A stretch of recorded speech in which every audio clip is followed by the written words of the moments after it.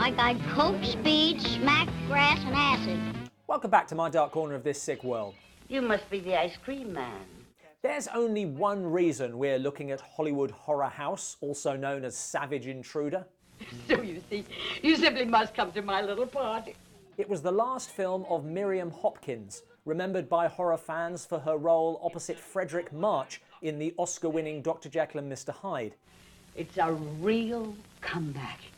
This is an example of hag horror, that unpleasant subgenre in which actresses from Hollywood's golden era play hideous caricatures of themselves as mad old bats living through their memories. Oh, not like a star. Like a star. Because that's what happens to actresses, and it is only actresses of a certain age. And it's just a shame that such a brilliant film as Billy Wilder's Sunset Boulevard gave rise to such a lot of crap. You really are a bastard! Speaking of Sunset Boulevard, what if William Holden's character turned out to be Jack the Ripper?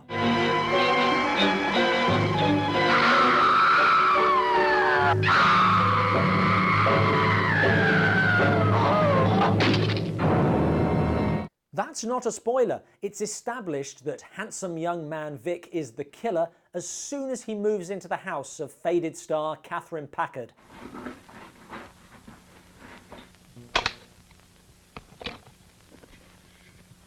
Under false pretenses.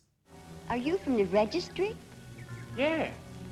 I know it's a movie cliche, but in real life, has the "yes, I'm that guy you're expecting" tactic ever worked?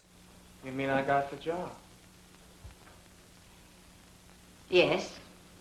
He's posing as a nurse. Victor, that's too hard. And at no point does anyone question his complete lack of knowledge or indeed get in touch with the agency to say, yeah, we'll take him, no matter how unsuitable he is.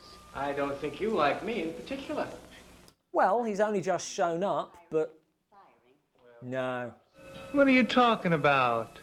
For half the movie, Vic helps Catherine recapture her zest for life. I'm the queen of the Christmas parade. Watching her old films. Now will you get him out of here? Dining with her old friends. Well, Hollywood is no place for an idealist.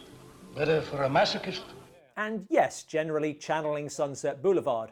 But then, suddenly, someone remembered this was supposed to be a slasher.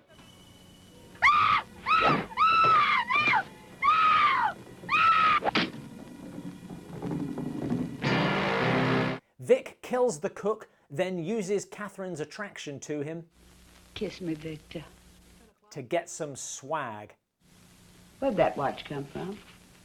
Well, you bought it for me, Catherine. And when Catherine calls him on it, I must have been a very lonely, miserable woman not to have imagined what an opportunist you are. he lashes out. Don't kill me. Victor, don't kill me. Victor, please, don't kill me. Don't kill me. I don't want to die. This makes Catherine's live-in maid and PA mildly suspicious. She doesn't seem to listen to me anymore. You haven't spoken to her for days, you've only seen her from a distance on the balcony,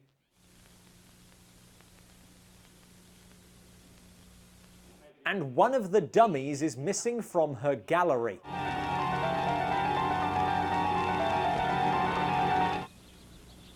Well, are you burying your conscience? I'm not saying it's definitely time to call the police, but maybe it's time to stop paying him? I seem to forget that you're an employee here.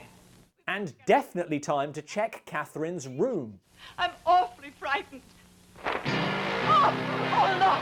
This is weird. Especially since Vic sees Catherine as a mother figure. You only had time for those drunk friends of yours you slept around with. His own mother, revealed via a series of trippy flashbacks, being a bit of a monster whose hand he cut off. The PA joins the ever-increasing pile in the flower bed, and the maid continues to make breakfast. Miss Leslie! Without ever noticing that every time she turns her back, there's one less person to cook for.